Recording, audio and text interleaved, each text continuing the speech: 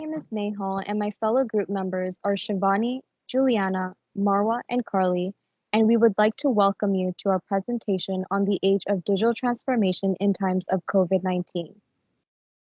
To start off, we will be introducing the topic of digital transformation and briefly talk about the benefits and drawbacks. We will then introduce two important functions of HR, which are HRS and training. Furthermore, we will talk about a hybrid work policy as well as best practices that HR professionals have already implemented. Lastly, we will talk about the competencies and skills that are required for digital transformation and conclude by recommending practices in regard to digital transformation in times of COVID-19. The emergence of COVID-19 has had a profound effect on digital transformation as it has accelerated the use of technology around the world. Many different functions of human resource, such as recruitment, selection, and training, had to be done online, causing major changes within the field. Digital transformation is the use of digital technologies that organizations integrate within their business in order to add to their organizational success. Examples of digital platforms include intranet and emerging technologies such as artificial intelligence. HR departments need to adapt and incorporate this change into the organization to help employees use digital platforms to access their jobs, develop the necessary knowledge and skills, while also supporting the organization to reach its goal. Now I'll pass it on to Carly, who will talk about the benefits and drawbacks of digital transformation.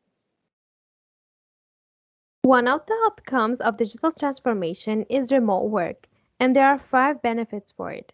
The main points are productivity, performance, engagement, retention, and lastly, revenue growth. Revenue growth can be inferred from minimizing costs relating to operation and working in the offices. The biggest benefits of remote work is increasing performance and engagement through providing flexibility and more autonomy at work. Therefore, combining high performance with higher productivity leads to stronger employee engagement and 40% lower in absenteeism. Other benefits include creating more transparent digital environment through the use of enterprise resource planning software (ERP), where all departments have access to all aspects of the business and could fix problems faster than waiting on one department to loop the rest. This HR tool can be very useful in terms of driving the success of the organization during COVID-19.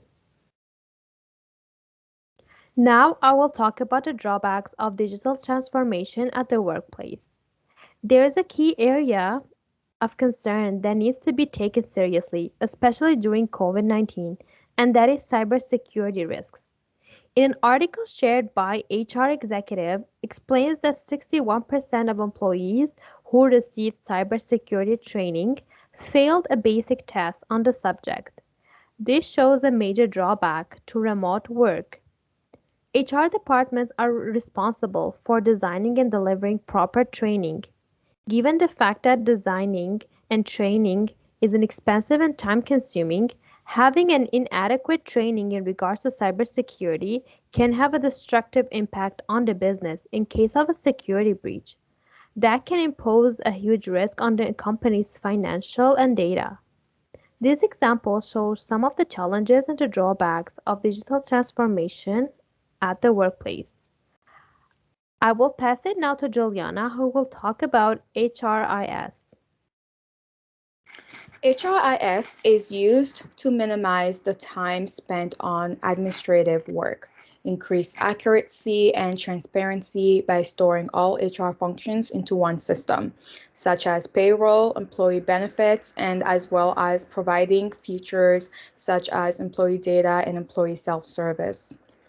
HRIS has not only transformed the operation of HR functions, but it has also developed the role of HR professionals. Furthermore, HRIS had an even bigger impact on HR functions during the COVID-19 outbreak, which globally affected every aspect of our lives. The effect of the pandemic forced many organizations to reflect on their strategic plan, more specifically in terms of modifying the digital operation of their HR functions in order to stay relevant and survive the effect of the pandemic. The use of HRIS facilitated HR functions such as e-recruiting and e-learning. Now I'll be passing it over to Nihal, who will be talking about training. Many organizations were made to rethink their approach to training due to the pandemic. It has changed the way training was delivered in person to online learning. Organizations started to conduct online training using digital platforms such as Zoom and intranets. The National Bank of Bahrain is an example of an organization who have been adapting to these new changes. They decided to incorporate e-learning and virtual training as employees were working remotely. The organization conducted a training needs analysis to identify the needs and wants of each employee and created a monthly virtual training calendar to include interactive programs and lots of video conferencing on topics such as technical finance. The NBB continued to redesign their training programs and focused on developing their employees to build skills and competencies in order to provide opportunities for growth and learning in these difficult times. Now I'll pass it on to Shivani, who will be talking about the hybrid work policy. Hybrid work policy consists of working a few days from the office and a few days at home. Amazon and Microsoft are examples of companies that have implemented this policy, and their research has shown that the main factors are to give employees a more flexible schedule in terms of their work environment and hours. For example, a survey conducted by Accenture showed that approximately 83% of employees prefer the hybrid work arrangement, whereas 17% of employees prefer working strictly in the office. HR professionals are considering implementing this hybrid work policy permanently, as it has shown to improve HR functions such as attracting potential employees and increasing the performance to productivity. Now I will pass it on to Marwa, who will discuss the HR best practices. Now we will discuss an example of best practice that many organizations have implemented during the ongoing pandemic. HR professionals are conducting surveys to get a better understanding of how employees are coping with the pandemic as work environments and work roles have changed. Survey results have shown employees have had a hard time working remotely as most do not have the required knowledge and skills of technology to do their work. HR professionals' work roles and responsibilities have increased as they have had to learn how to develop effective survey writing skills in terms of what type of questions to ask, what survey methods to use, and when to ask them in order to get the most accurate and honest feedback from employees. Now I'll pass it on to Juliana, who will be discussing the competencies and skills. Today, many HR professionals need a variety of technological skills in order to perform their HR functions. HR professionals have been implementing a few things to support digital transformation during the pandemic.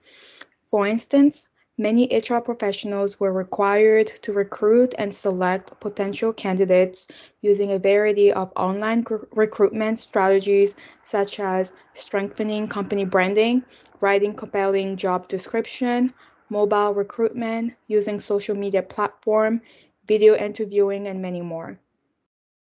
Competencies and skills that are required for digital transformation, such as change management, digital literacy, resilience, inclusion, emotional intelligence, and design thinking, will help drive better performance and reduce the skill gap of employees. Now I'll pass it on to Carly, who will be closing our presentation. In conclusion, COVID-19 has accelerated digitization of HR management. Over 350 HR leaders in the United States were surveyed and found that following recommendation. First, employees' well-being is a priority. This is in reference to remote work anxieties. For example, Microsoft started a how to work from home guide in order to support their employees. Second, change in the talent management and hiring practices. Companies have started digitizing the talent value chains as they acknowledge that remote work is here to stay. Third, investing in e-learning. For example, Walmart started to use virtual reality to prepare their workers for shopping on Black Fridays in stores. And lastly, rebuilding soft skills in hybrid work environment. HR professionals notice that there has been an increase of difficulties in internal communications between employees and managers. These gaps in skills can be filled by technologies like virtual reality to help build soft skills that are vital to a productive remote workspace. And this concludes our presentation. We hope we helped to spark your HR imagination and help to inform you on some of the latest trends in HR world due to the pandemic. Please like, comment, and subscribe. Thank you for tuning in.